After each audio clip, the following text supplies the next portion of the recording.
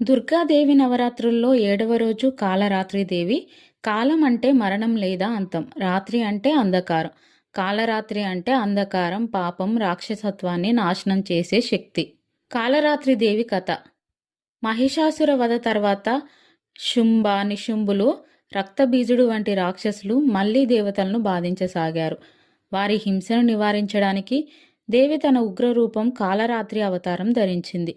ఈ రూపంలో ఆమె శరీరం పూర్తిగా నలుపుగా, జుట్టు విరబోసుకొని, కళ్ళు అగ్నిజ్వాలలతో మెరిసేలా కనిపిస్తుంది.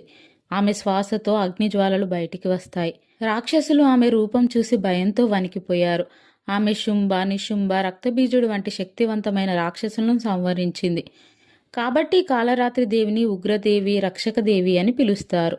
రూపం. కాలరాత్రి దేవి వాహనం గాడిద. ఆమెకు 4 చేతులు ఉన్నాయి. ఒక చెయ్యి వరముద్ర, ఒక చెయ్యి అభయముద్ర, ఇంకో చెయ్యి ఖడ్గం, ఇంకో చెయ్యి ఇనుప కంచం అంటే వజ్రాయుధం పట్టి ఉంటుంది. రూపం ఉగ్రంగా ఉన్న భక్తుల పట్ల మాతృకరుణతో ఉంటుంది. పూజా ఫలితం. కాలరాత్రి దేవి పూజ చేస్తే అన్ని భయాలు తొలగుతాయి. శత్రువులు, దుష్టశక్తులు నశిస్తాయి. అడ్డంకులు తొలగి మోక్ష మార్గం సులభం అవుతుంది. కష్టకాలంలో ధైర్యం, రక్షణ లభిస్తాయి. Please like, share, subscribe.